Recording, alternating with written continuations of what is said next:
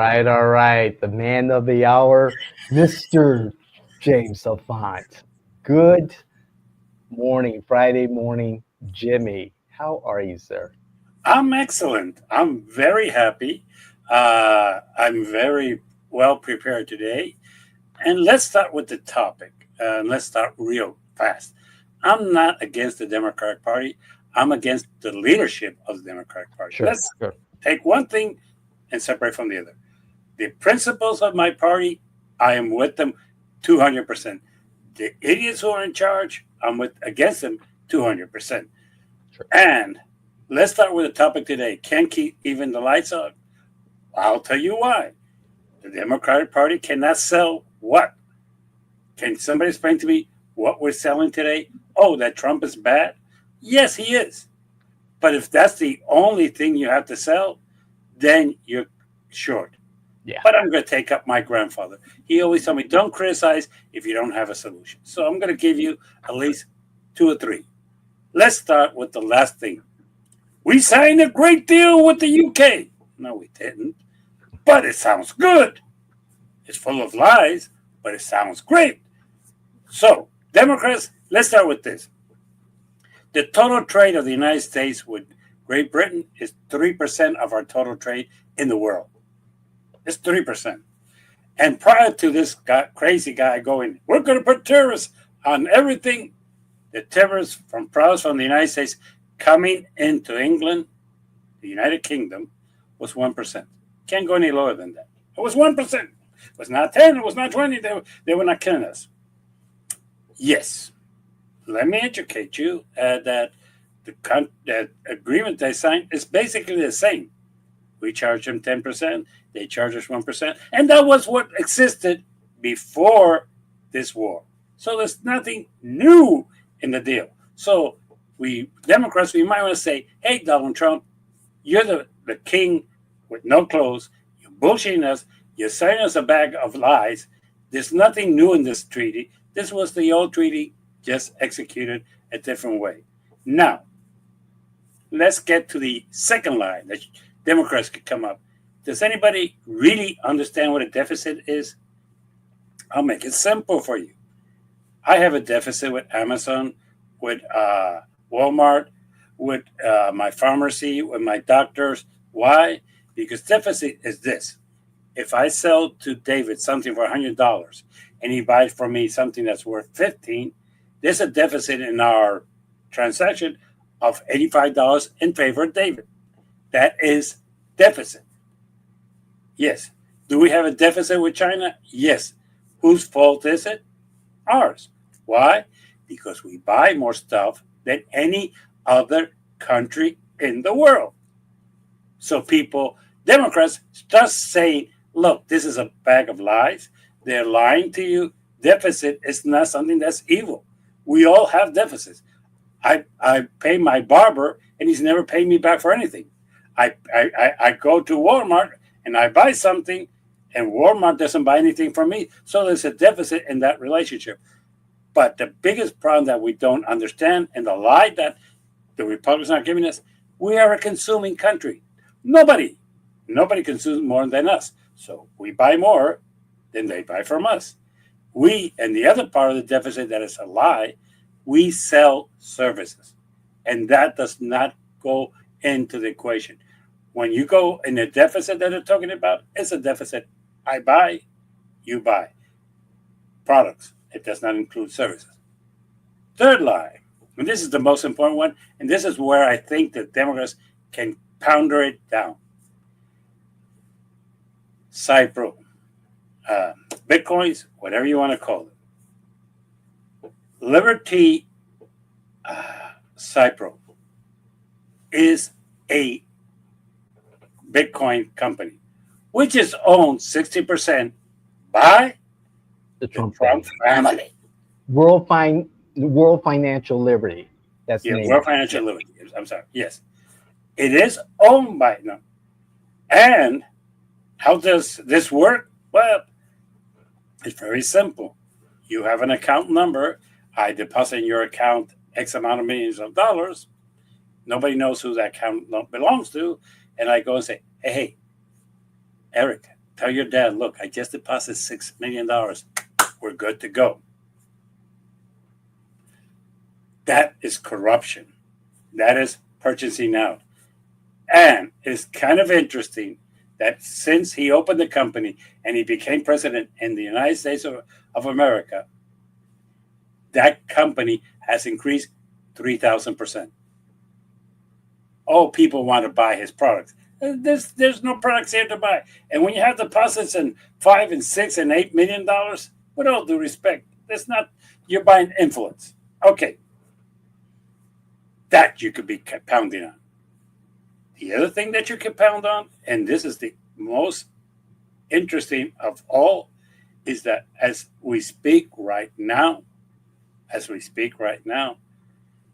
90% of the countries in the world have not worked out a deal with us, except 3, 2 in Africa and Vietnam, which the deal, and this is what the deal that they won't tell you, includes allowing Starlink to come into their countries and do internet service. They will grant them the permits. Now you would say, who cares about that? Starlink is owned by Elon Musk, the Vice President of the United States. So the Vice President of the United States, who spent $250 million of his own money to get Donald Trump into office, is now getting his money back. So you could do that. At the same time, let me make it even simpler for you. The price of eggs are still high. Gasoline is not $1.98 like the president said in his interview. It's $1.98. No, Mr. President, I know you don't put gas in your tank, but you're an idiot. It is not. It's in the $3.19 average nationwide. So that's a little bit more. Food is up. Like it or not. Right now, things are getting very, very scarce. And if you wait for next month when you cannot buy certain things in Target and in Walmart because of this terrorist war, use that. The reason they voted for Donald Trump, Democrats, was not that he was a great guy. They know he's a liar. They know he's delusional. They know he's an idiot. But under his presidency from 2016 to 2020, most people perceived that the economy was much better than under Biden. The other thing is, listen to David Hogg. Get rid of the OFARs. I mean, when I saw The View, Jill and Joe Biden, I'm like, people follow the Obamas the first 3 years that they got out of office. They just stayed away from everything. Trying to say that everything is okay and that you did nothing wrong. Own it. You screwed up. You did. It's nothing wrong with owning up when you do something wrong.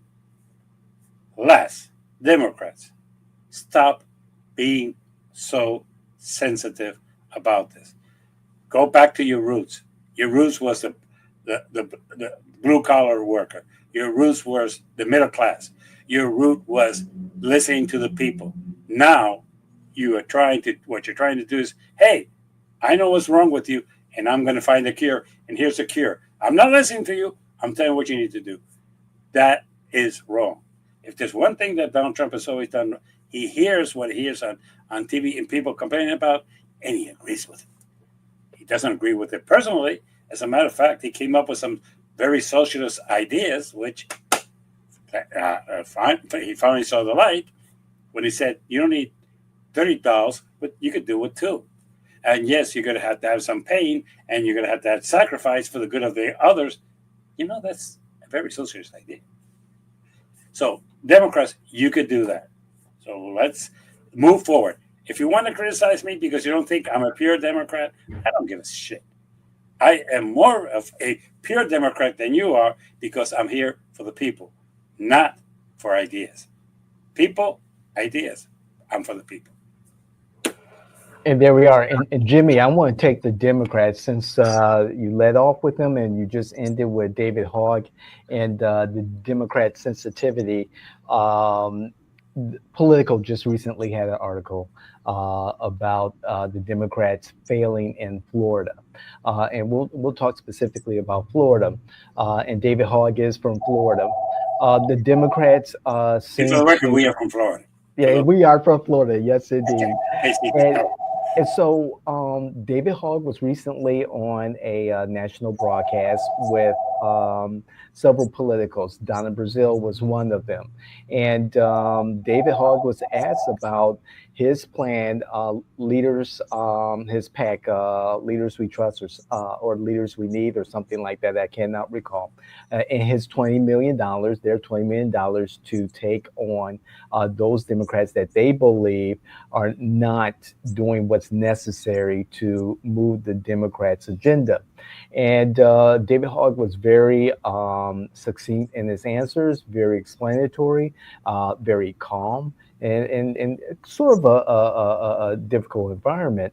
And what I got out of this was that, okay, again, David is standing 10 toes down. He is very concerned about moving Democrats out of the morass of incompetency, irrelevancy, and making them more respectable at the federal level. And Donna Brazil also said that and respected his position. However, there was an undertone that something your ass would be kicked out of maybe the Republican Party if what he was doing um, to the Republicans if he was the Republican vice chair. And there are some in the Democrat Party who would feel the same way. Now, their meetings are in August. Jimmy, is there space for a person, a group of individuals who have $20 million, who have resources in the Democratic Party to affect some type of change? And I could take off so many other things that kind of like, wow, you're moving, you're getting there, but then they take several steps back. What do you think, Jimmy? Look, um, I agree with David. I agree with Donna. If Hmm. he was in the Republican Party, he would be out.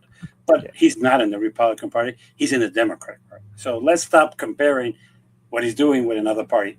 That's stupid, Donna. sure, There sure. you lost me. And I'm going to call you out. Uh, is there space? Yes, because right now in the Democratic Party there is a great vacuum Yeah. of leadership. There is none. I mean, can somebody tell me who's the leader of my party? Because I have no idea.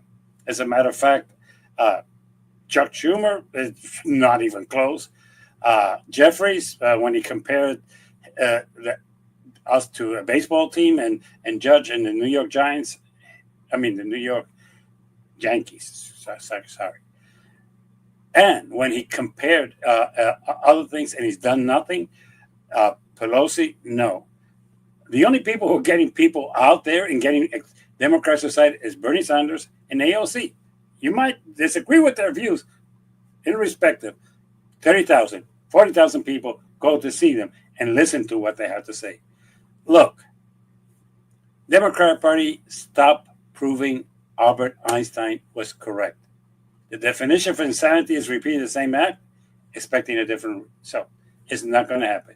You lucked out when you stole the election in 2020 from Bernie Sanders with the pandemic because Bernie was ahead and because you started canceling Democratic things, you just gave it to Biden and you stole again in 2024 when you told everybody if you run against Biden, you will be killed in the Democratic Party and nobody dare run against Biden.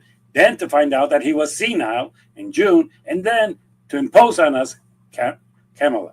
So let's stop these games. You're in a downhill. You're not doing what you need to do. Again, I'm not against the principles of the party. I'm against the leadership or the lack of it. So, with all due respect, yes. Now, let's bring it to Florida because this is home. I'm Okay. past secretary of the Florida Democratic Party. And because I said certain things that needed to be done and to stop the madness, I was ousted. Recently, some people in Palm Beach opposed our current chairman and she kicked him out. That mentality has to end. Freedom of expression that we want to defend in Washington saying that everybody has a right to freedom of expression should start within the Democratic Party. And it doesn't. So, leadership of the Democratic Party in Florida is going nowhere. We lost Miami, and we have no plan to recuperate it. We have given the worst results of our elections. We're losing members of the House. We're losing members of the Senate. And the Florida Democratic Party is doing nothing. Nikki, the best thing you could do for Democrats in Florida is resign. Run for governor if you want to do that. That's fine with me. That's your prerogative. Started right now in 2025. And I'll send you a check just to get rid of you.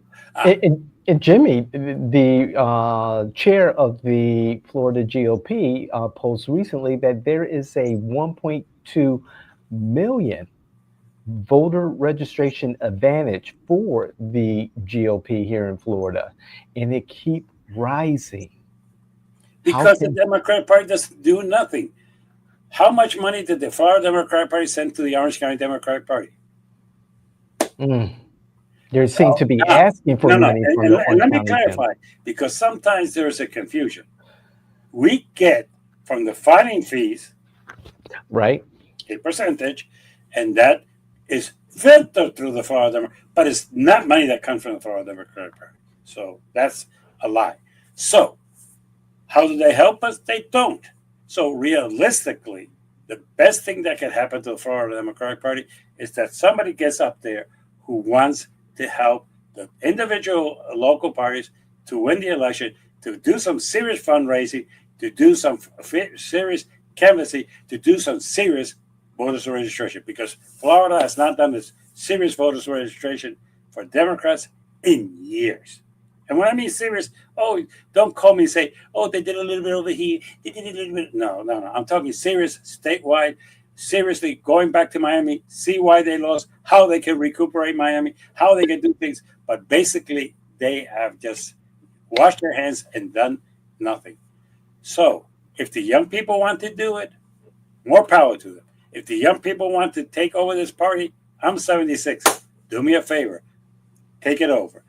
You have to let the new generation take over. The problem with these people is that they have contracts with ABC. They have contracts with CNN. They have contracts with MSNBC. And there's these so-called experts, and they feel threatened that other people might come in. So, Democrats, let's shake our party over. Let's make our party like it used to be, and let's stop fighting among ourselves. Get rid of the old wood, bring in new wood. David, the old 76-year-old is backing you. The old 76-year-old is backing you, David. You are right. It's time to change, because the same old people are not working.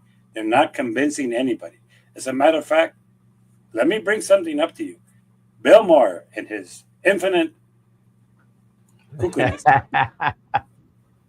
decided about 2 months ago to say who the leader of the Democrats should be. And he picked Fetterman from Pennsylvania. Yes. Fetterman recently had a meeting with his constituents in which he went berserk. It's well documented. You can find it in the Washington Post. It's well documented.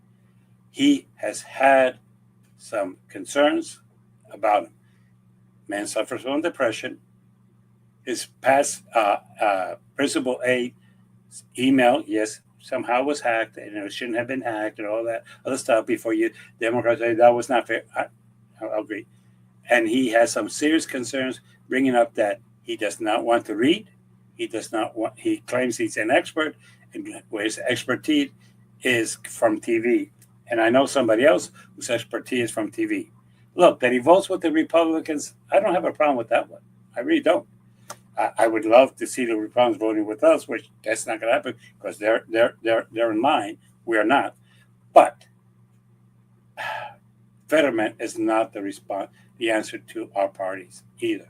So, at this time, Bill, you're going to have to find somebody else, because this party does not have a leader. And if you want to give me a comment, do me a favor. Do tell me who you believe is the leader of the Democratic Party nationally.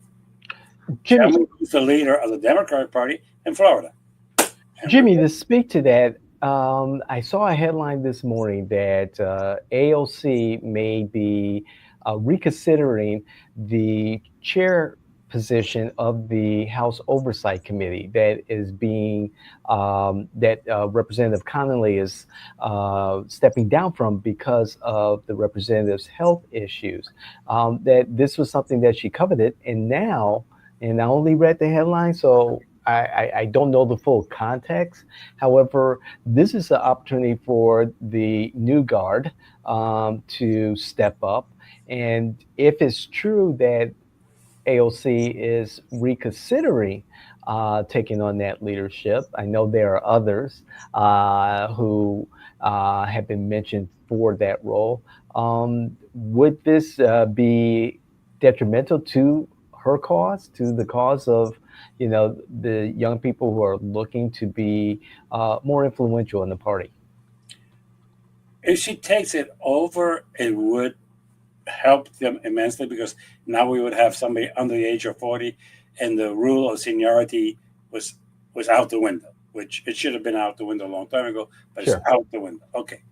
Second thing, that why she's so wishy-washy about is because it's no military secret. If Chuck Schumer decides next year to run again for the Senate, he's going to have serious opposition, and it could very well be her. And then she could be the youngest person in the Senate. And can you imagine AOC in the Senate? Ooh, that's something I would like to see because that's something that would be very powerful. So, to have a young person in the Senate, because let's get it, the Senate is full of old folks. I think the youngest is Fetterman, and Fetterman is not all there. So Yes. it's a matter of what where she wants to go. She's not going to run for president. The people who thinking that she's going to run for president, you've been smoking cheap weed. No, she's not running for president. And the truth of the matter is, I'm going to ask you another thing. People tell me who the Democrats should run for president. Yeah, it's 4 years away. I don't care. Just amuse me. Tell me who you think they should run for president, because that will give me a great answer. But right now, if she were to take that over and then run for the Senate and only be there 2 years, the problem I have is that it's all about seniority in my party, and that doesn't give you a great leader. Just because you've been here longer doesn't make you a great leader. That's moronic. But it's something that Democrats, contrary to others, have stick to. And at this point, I think that if she runs and she wins, it will be a great thing. I Going back to Chuck Schumer, Senator Schumer, I would love to see him follow in the steps of my home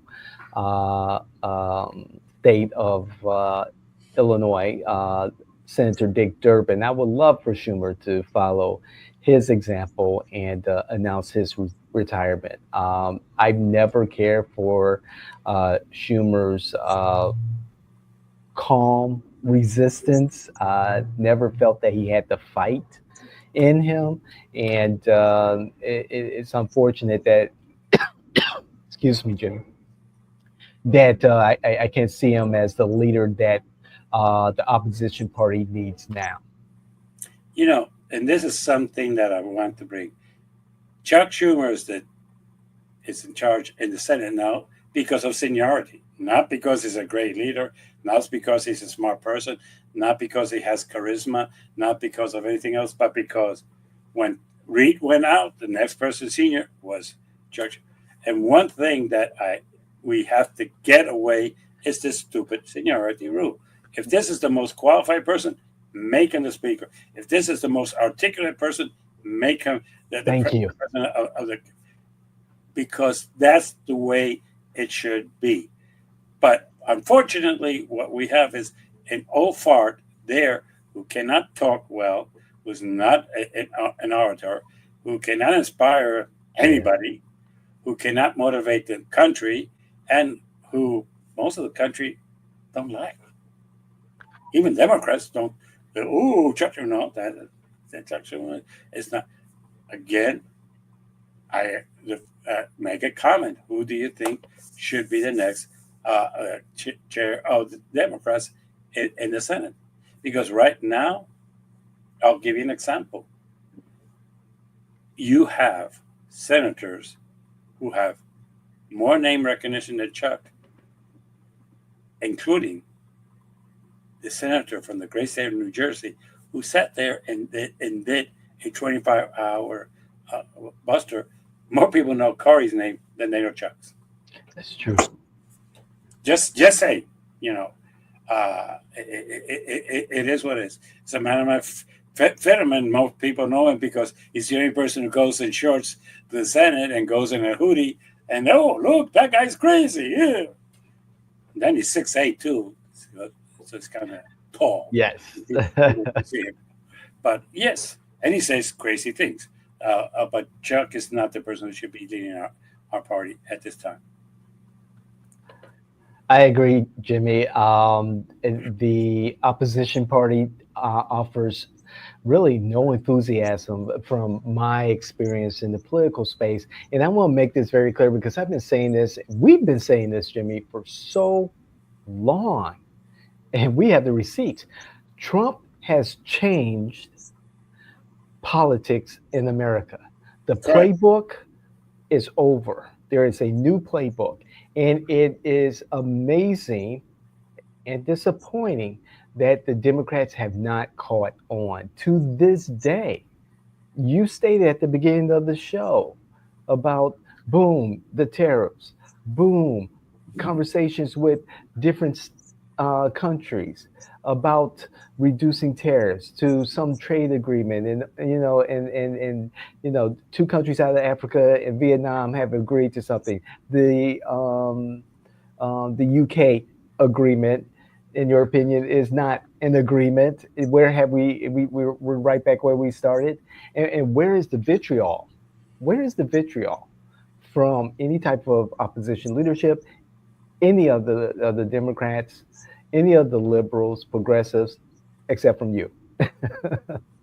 And what I'm trying to do, and let me make it clear because I know some of your comments, you think that I'm against my party. No, I am for my party to change. You cannot continue to be stagnated. Democrats, you need to change. You've been stagnated with the same thing. You think that what worked in 2020 is going to work again in 2024. And guess what? It didn't. That's right. It didn't. Look, I don't agree with Trump, but he changed the way politics are here. Look, what the American people care about, pocketbook. Believe it or not, they care about their pocketbook. Number two, they care about immigration. And sometimes we've been on the wrong side of immigration. Okay? They care about education. And at times we try to tell them how they should educate their kids and not listen how they want to educate their kids.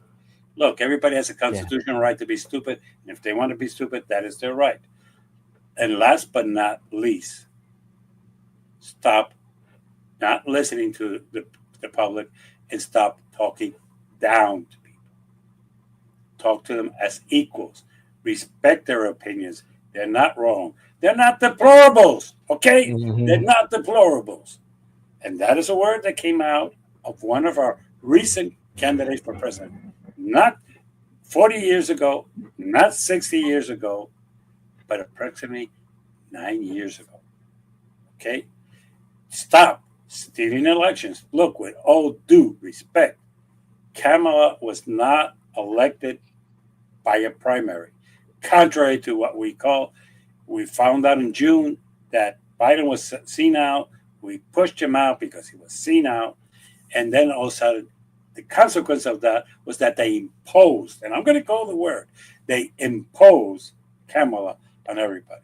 Kamala cannot win one primary when she ran for president. Kamala is not the greatest person in the world. Kamala she decided to say, "Hey, everything we did was fine. There's no mistakes. Everything is okay in this country. Just let's keep the course." And the course was not that great. That's right. For some reason, the party in the last 20 years has had some difficulty saying, "You know what? That one's on us." I don't know if you saw the movie American Underdog, the story of Kurt Warren. And there's an old tradition in sports, okay, which is, that's my mistake. It's on me. That's right. That's right, Jimmy. And when you're in sports and you realize that, hey, I did something wrong and you own it. Democrats, we've done some things wrong, own it.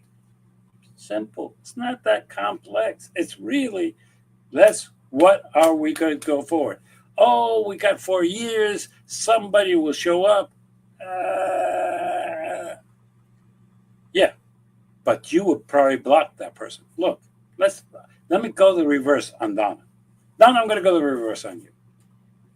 If somebody came down the escalator who had never been a governor, who had never been a senator, who had never been a congressman, who had never hold office, period, never hold office, and come down and say, "Hey, I'm running for the Democratic nomination, and let me start talking to you in completely different from what your party's talked to you for years." How long will we put up with that? How will we try to block that person? How will we try to get our state parties to not allow that person to name to appear in the ballot? That is where we have erred a lot. Look, one thing I have to give credit to Donald Trump. He came down, he said, "This is my message," and the American people bought it. We in the Democratic Party use the word weird, not crazy, weird. We are politically correct. They're not. The new politics kicks in the ass politically correct. Now, a politician can go up and say, "That's fucked up." "Oh, you don't say that." No, you can't. You can say that guy's a goddamn liar. No. He's just no. That's the new politics. Get used to it. That's what the American people want. Maybe some Democrats don't, and I'll respect that. Some of you don't want that. Sure. That's true. But Move that's aside. not the new. That's not the real world. The real world is that basically people want a politician to talk to them like them, and not talk down. Not tell them that everything is okay when it's not. Tell them certain truths. Like, for example, I'll give you one. We had a meeting with Canada, and again, the president went with the 51 state. Puerto Rico, you're not going to be the 51 state. It's Canada. Okay? They're white. Okay. Sorry. Should have said that, but that's true. Okay. He mentioned that, and the prime minister very politely said, "Canada's not for sale." Okay? It's not going to happen, but he keeps with this. He keeps saying this idiotic thing that we do not need Canada, that Canada is not a trade partner. So let me get this numbers for you idiots. UK, 3%. Canada, 28% of everything that we bring in or sell is Canada. It's our nearest neighbor. We do it by truck. Okay? But let me tell you something. He mentioned that same thing, that gas was $1.98. You know, we all know it's not $1.98 a gallon. What he did not mention to you is that when we talk about American oil independence, it's kind of a misquote, because 40% of all gas that comes into this country comes from Canada. There's about 6 refineries in this country that are prepared to refine Canadian gas, which is different from American gas, and it's a different process to do so. So if we were to stop bringing in gas from Canada, price would not be $3.29; it would be $12.99. The other thing is that he keeps talking about that there's a trade deficit. There is about 30 billion. Why? Well, let's put it this way: we buy more things from them than we sell them. That is true. But why? We are the largest consuming country in the world. Half, close to 30% of all the gas that we sell in the United States comes from Canada. That's going to create a deficit because we don't sell them gas back. They sell us, but we don't sell them back. So when that creates a deficit. Yes. The other thing is they're our nearest neighbors. They're our best business partners. And for some reason, we want to treat them like shit. And I cannot understand this. So, Jimmy, I know prior to us starting to record, I was listening to C-SPAN this morning and listening to the former chief economist for the International Monetary Fund, the IMF, and he is a Harvard economist and pretty much center right. And I believe that he gave a pretty much down the middle explanation of what we're going through in regards to this new economy, the tariffs.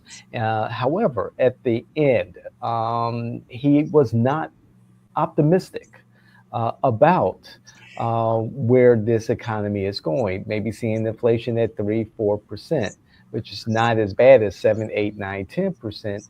However, when you're looking to retire, you're looking at your investments, you're looking at, like you said earlier, the cost of eggs, the cost of gas, that 2%, 3% increase in inflation does have a significance in everyone's day-to-day lives and their kitchen table issues. And lastly, he stated that we need to be prepared. We may not have seen the roughest part of this particular economic agenda. And I encourage people to, look into this and do their own homework. However, you're hitting the nail on the head in regards to the economy, the tariffs, the president's had strong approach to working with other economies in other countries. What's your perspective on what to anticipate in the coming months, coming years of this economy? let's start from one. I don't see eggs and food going down. I see Mhm. it going up. I don't see gas going down. I see it staying at 329. It's not going to go up unless we still decide to put more tariffs on things that come in from Canada. Then the gasoline from Canada might be more expensive. But I understand that is gasoline. They're going to make an exception because that one is will kill them. And they're crazy, but they're not stupid. And I'm going to say that a lot. Uh, where I do see is with the products that come from China, and we tend to not understand certain things. Oh, it's not the things that you buy in Timu. It's not the other things. But for example, if you go to Kohl's, and I went to Kohl's the other night just to get my steps in, and I touched a bunch of shirts. Guess what they made? They made it in China. They made it of polyester. So yeah, Kohl's will have less shirts. Kohl's will have less stuff to sell. I look at half of the products that are in what you call it in Target and Walmart. Three-quarters of them are made in China. You take those out, you're going to be. And they told them, and they did tell them, that if it's didn't do something fast, come June and July, the shelves of Target and Walmart will be half empty. I did not say that. The presidents of Target and Walmart said that. And we know that the tariffs have not changed at all. Not. Okay? But when you're telling me this is going to hurt the economy, there's one thing that the American people need to understand. Mm-hmm. When you cannot buy a product because it's not in Walmart, but it's at Target, you go to Target. Well, why are you making this comparison? Well, when I cannot buy pork and soybeans from the United States because they're too expensive, but I can buy them from Brazil, Mexico, Colombia, and other countries at a cheaper price, I'm going to buy them. And once I get used to buying them from there, I'm not going to go back to Walmart. Right. I know it's in Target, so I'm going to continue going to Target. I'm trying to bring the comparison because once the rest of the world buys their soybeans, their pork, their beef from other countries than us, which is our biggest export right now, with all due respect, we could try to come back to sanity later, realize that this didn't work, and be burned. Second, when you say we want to bring the factories back, Mr. President, I have a solution for you. Very simple. Say, if you come back to the United States and open a factory here, I will give you 20 years of tax-free income. 20 years. I will pay half of your workman compensation insurance. Oh, and for the record, I will train your workers. That sounds crazy. That sounds like imitating China. Bingo! Yeah. You hit the nail on the head, Jimmy. You beat me to it. You beat me to it. And Trump allegedly is planning to reduce tariffs on China ahead of U.S. and Chinese negotiations in Switzerland this weekend. Reduce the tariffs down to 85%. Whoopee! So instead of paying 125% more from something that comes from China, I'm still paying 85%. So let's see. I need to buy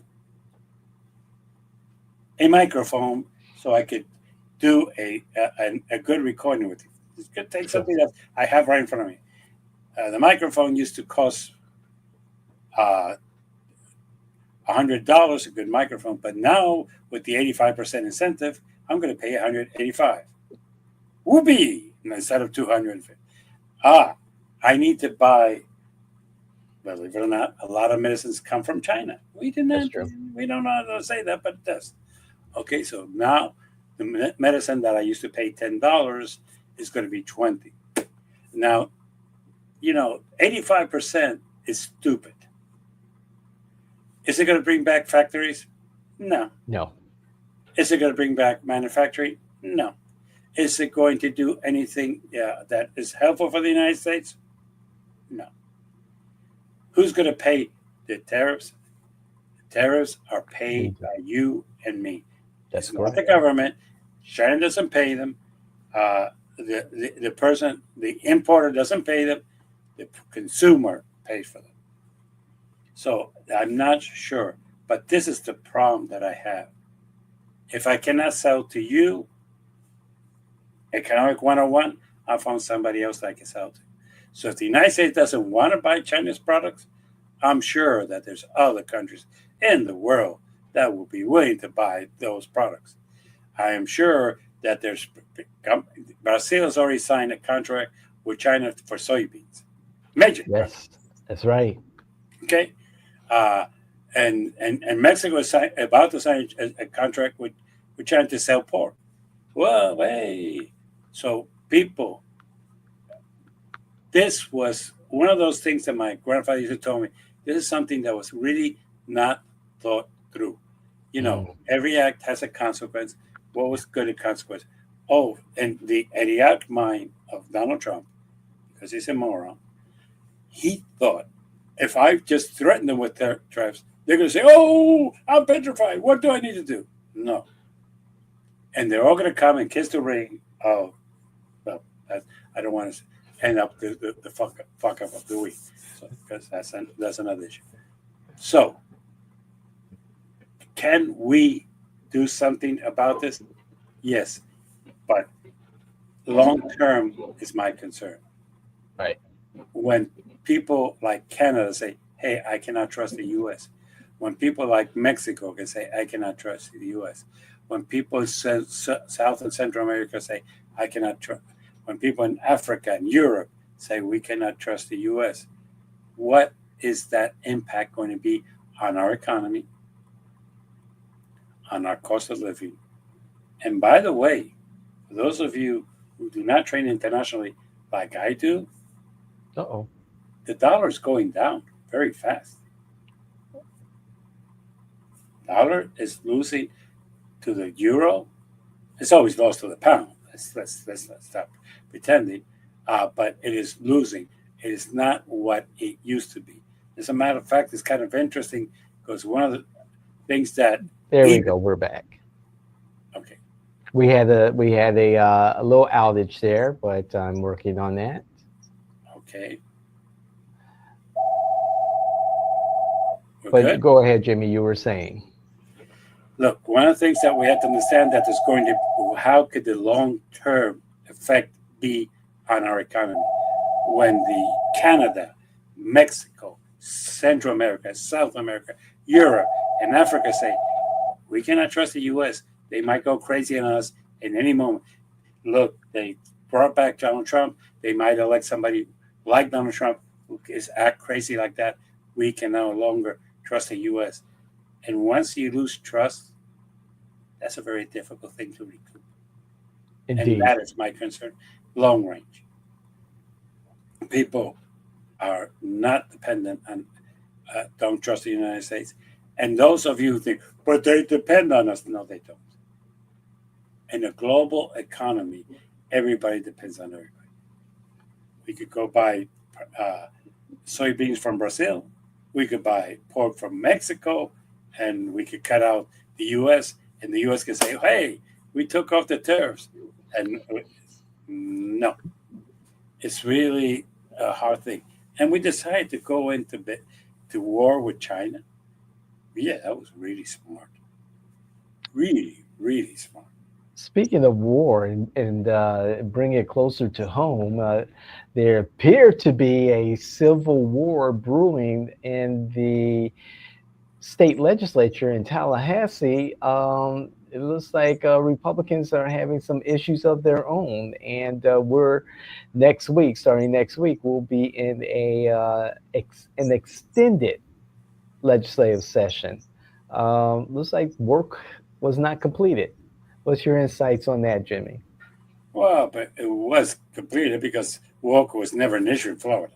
There was no laws of walk, so I'm not sure what it was. But basically, it's more of a fight. Look, DeSantis days are out. And a lot of them because of the scandal of DeSantis and the $10 million and him throwing his wife under the bus. I mean, that was major. Not on the bus, under the truck. That's her plan. Go ask her questions I know nothing about. Woo! You didn't even defend your wife. That's a good one. But the legislator knows he's out, so they don't have to kiss the ring anymore. So there's a fight. There's a fight among who is going to be running for governor for the Republicans, and most of them are not in the corner with DeSantis' wife. Most of them are still kissing Donald Trump's ring, who is back Byron Thompson. We all know that. So they're like, okay, we have to go with Trump. This guy's out. We don't need him anymore. But Trump is still going to be there. So yeah, there's a device. Byron Donald. Or the device of the Trumpists and the purists, which at this point, but if they're going to come up, look, for a legislator, do something about property insurance in the state.